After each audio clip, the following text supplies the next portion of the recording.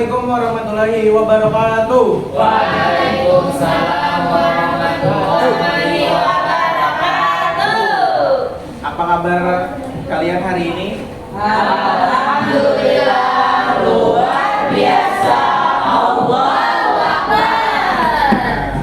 Sebelum kita memulai pelajaran hari ini, Bapak ingin kalian tepuk semangat dulu biar semangat belajarnya. Oke. Baik, tepuk semangat.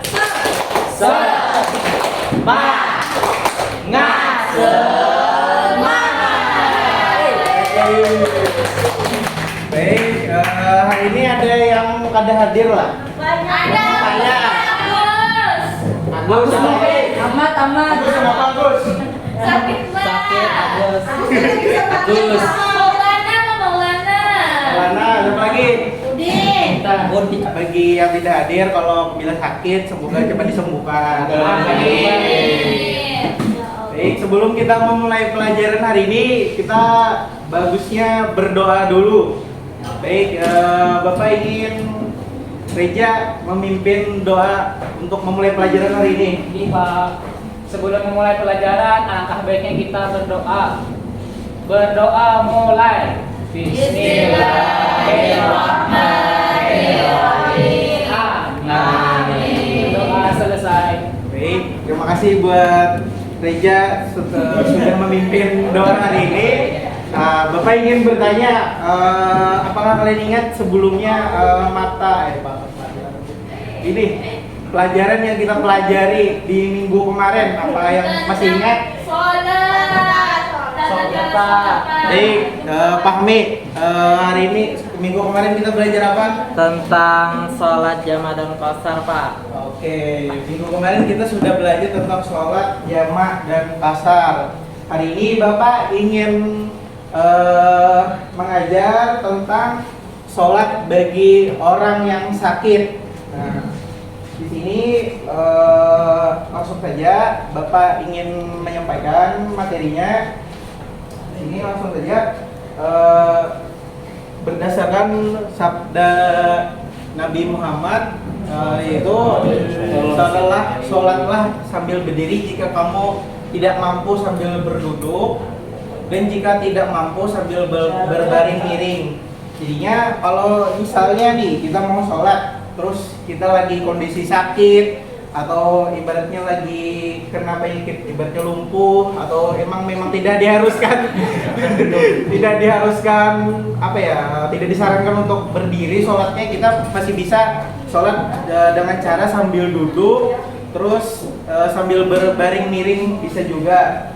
Di sini ada beberapa tata cara sholatnya itu ada 3. Yang pertama yaitu sholat dengan cara duduk. Yang kedua yaitu sholat dengan cara berbaring. Yang ketiga yaitu sholat dengan cara telentang. Di sini Bapak ingin minta satu orang perwakilan untuk jadi peraga Bapak. Ada yang mau? Oh, ada. Ya, oke. Di mana, Pak? Ya, sini silakan. Ini Bapak sambil menyampaikan sambil Reja praktekkan. Ini, Pak. Nah, yang pertama yaitu duduklah menghadap kiblat dengan posisi iftirash. Kemudian berniat sesuai sholat yang dikerjakan dan bertakbiratul ihram sambil mengangkat kedua tangan.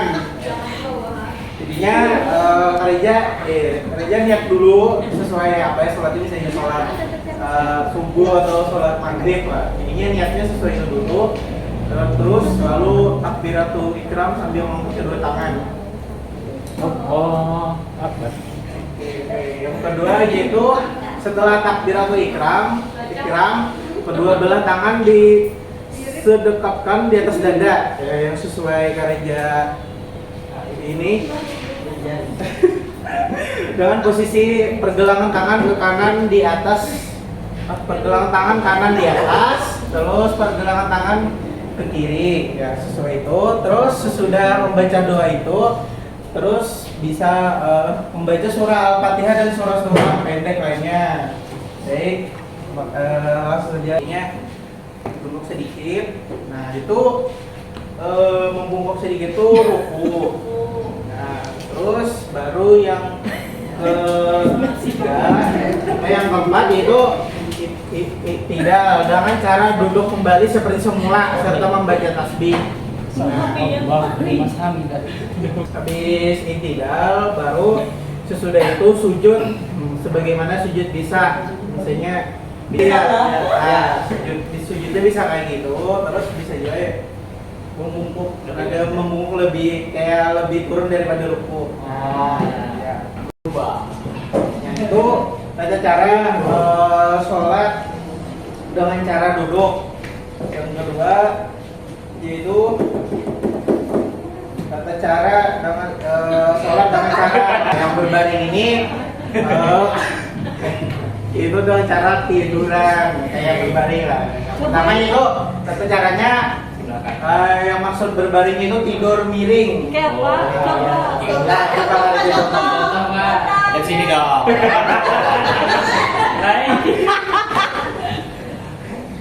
Kayak Bapak. ya tidur miring membujur lurus. Habis itu di atas rusuk yang sebelah kanan dengan membujur ke sebelah selatan. Terus telinga sebelah kanan itu tertindih oleh kepala sebelah kanan pula, ya ibaratnya rasa gitu. Nah, Bujur apa? Bujur. Habis itu wajah dan perut, dada dan kaki menghadap ke arah kiblat, ya anggap aja itu kiblat. Disertai niat dan bertakbir seperti biasa, jadinya tetap takbirnya niatnya sama kita sholat biasa. Terus yang ketiga yaitu untuk melakukan ruku dan sujud cukup dengan menganggukkan kepala dengan menggunakan kedikan pelepuk mata. Nah jadinya cukup diunggukkan saja terus sambil mengkedipkan pelepuk mata. Nah itu.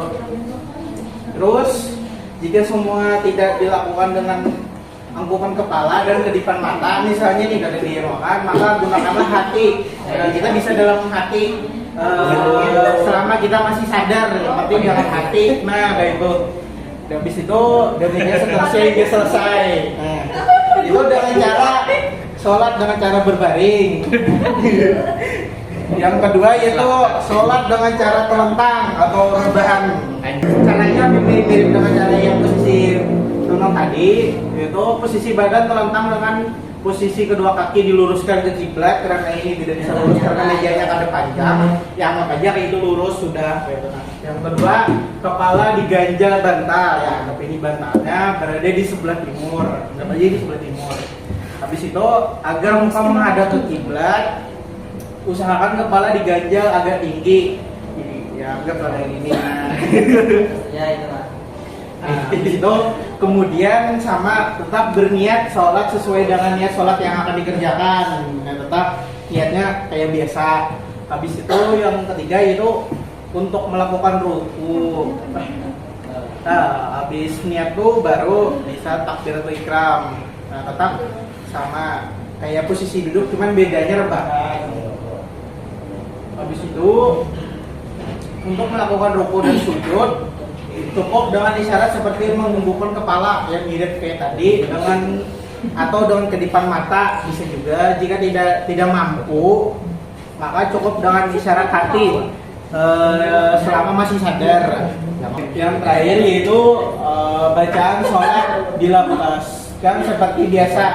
Ya tetap seperti biasa cara lafaznya. Jika tidak mampu cukup dalam hati aja bisa. Kalau memang tidak bisa misalnya kita membaca itu pas lagi sakit parah atau gimana bisa jadi dalam hati gitu. Terus baik, terima kasih untuk Kak Rejo untuk yang sudah memperagakan. Bisa selesai. Duduk kembali.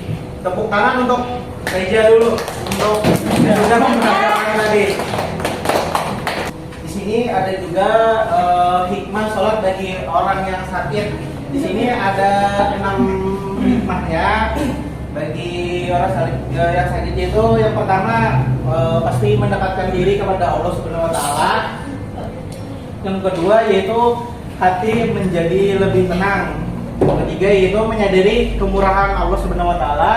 Yang keempat yaitu mensyukuri nikmat sehat yang diberikan Allah Subhanahu wa taala, karena tidak sehat ini ya nikmat yang paling besar lah ibaratnya. Kalau kita sakit atau apa ya banyak lah kita terhalang aktivitas segala macam gitu.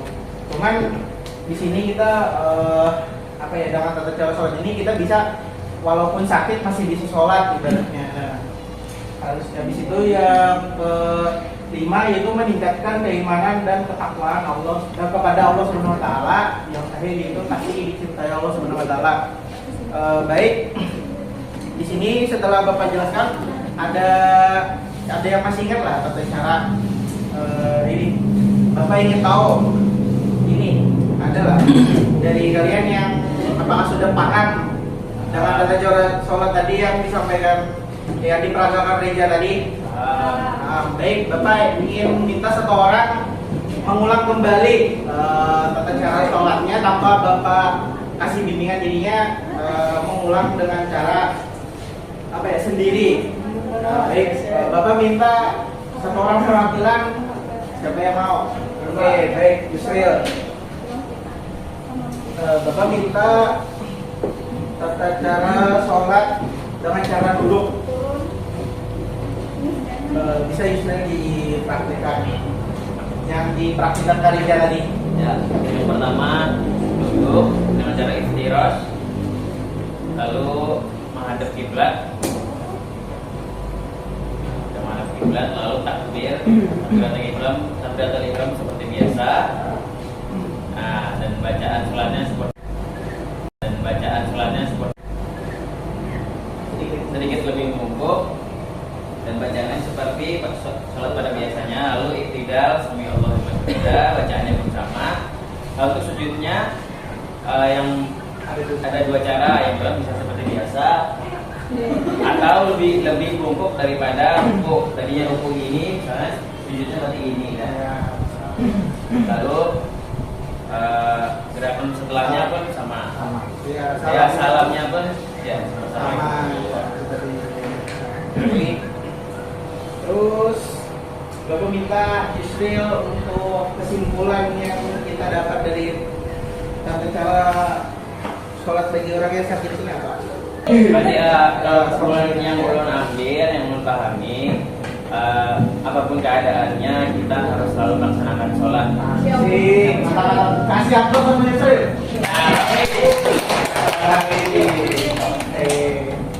Baik, mungkin dari kalian apakah sudah paham dengan tata cara sholat tadi? Ada 3 cara loh.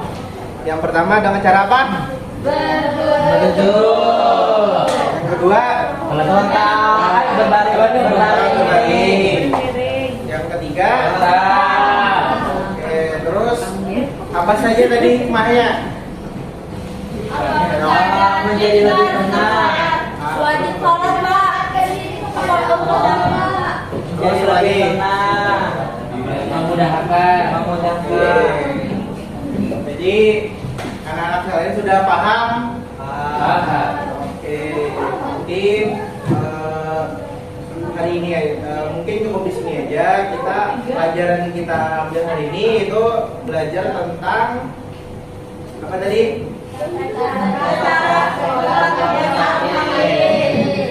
Semoga dari kita belajar hari ini kita bisa ambil hikmahnya. Mungkin semoga aja ilmunya bisa bermanfaat buat kalian. Siapa tahu suatu saat mungkin bisa terpakai, atau kalian setidaknya sudah tahu kan caranya nih sholat bagi orang yang sakit atau kayak apa.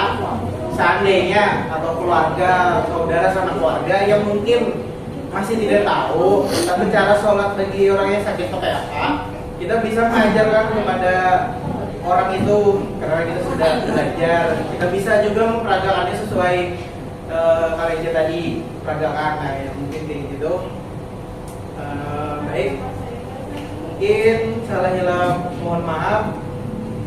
Wassalamualaikum warahmatullahi wabarakatuh. Waalaikumsalam warahmatullahi wabarakatuh.